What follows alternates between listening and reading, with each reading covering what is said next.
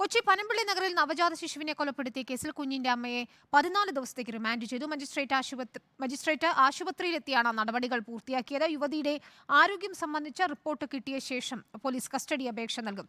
ശ്യാം ദേവരാജ് നൽകും വിവരങ്ങൾ. ശ്യാം, ഇപ്പോൾ ദുരൂഹതകളെല്ലാം ഒഴിഞ്ഞു. കുഞ്ഞിനെ കൊലപ്പെടുത്തിയത് താൻ തന്നെയാണെന്ന് ഈ യുവതി സമ്മതിക്കുകയും ചെയ്തിട്ടുണ്ട്. എങ്ങനെയാണ് കേസിന്റെ അന്വേഷണം പോകുന്നത്? അപ്പം ഈ യുവതിയുടെ ആൺ സുഹൃത്തിനെ കേന്ദ്രീകരിച്ചുള്ള അന്വേഷണത്തിൽ പോലീസിന് ലഭിച്ചിട്ടുള്ള വിവരങ്ങൾ എന്തൊക്കെയാണ്?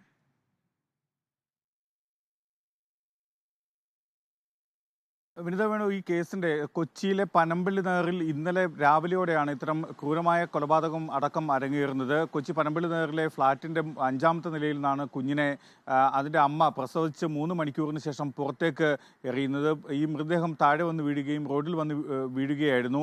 പോസ്റ്റ്മോർട്ടം റിപ്പോർട്ടിലടക്കം സൂചിപ്പിക്കുന്നത് ഈ കുഞ്ഞ് ശ്വാസം മുട്ടിയാണ് മരിച്ചത്. ഒന്ന്, കഴുത്തിൽ ശ്വാസം മുട്ടിച്ചതിന്റെ പാടുകൾ ഉണ്ടായിരുന്നു. രണ്ടാമത്തേത് തലയോട്ടി പൊട്ടി എന്നതടക്കമുള്ള വിവരങ്ങളാണ് ഇന്നലത്തെ പോസ്റ്റ്മോർട്ടം റിപ്പോർട്ടിലുണ്ടായിരുന്നത്.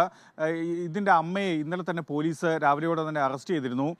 അറസ്റ്റ് ചെയ്യുകയും ആദ്യം ജനറൽ ആശുപത്രിയിലേക്കാണ് മാറ്റിയത്. കാരണം ഒന്ന് പ്രസവാനന്തരമാണ്, രണ്ടാമത്തേത് ക്ഷീണമടക്കമുള്ള അല്ലെങ്കിൽ ആരോഗ്യ പ്രശ്നങ്ങൾ ഉണ്ട്. അതുകൊണ്ട് തന്നെ ആദ്യം ജനറൽ ഹോസ്പിറ്റലിലേക്ക് മാറ്റുകയും പിന്നീട് ഇവിടെ കൊച്ചിയിലെ തന്നെയുള്ള സ്വകാര്യ ആശുപത്രിയിലെ തീവ്രപരിചരണ വിഭാഗത്തിലേക്ക് മാറ്റുകയുമായിരുന്നു.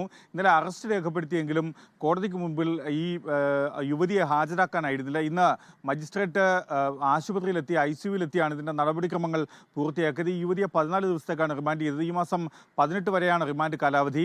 ഈ യുവതിയുടെ ആരോഗ്യസ്ഥിതി മെച്ചപ്പെടുന്നതിനനുസരിച്ച് ഈ യുവതിയെ ജയിലിലേക്ക് മാറ്റും എന്നാണ് അറിയാൻ കഴിയുന്നത്.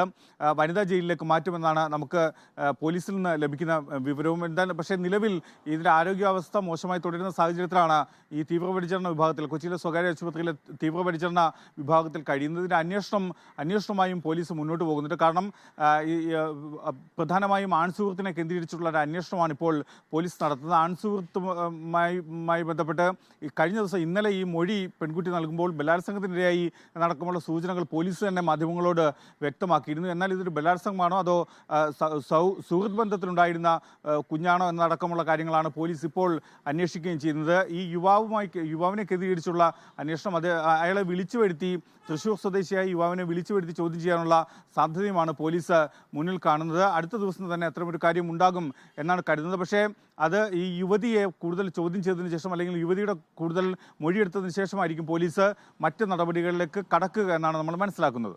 ശരി, ശ്യാം ദേവരാജാണ് വിവരങ്ങൾ നൽകിയത്.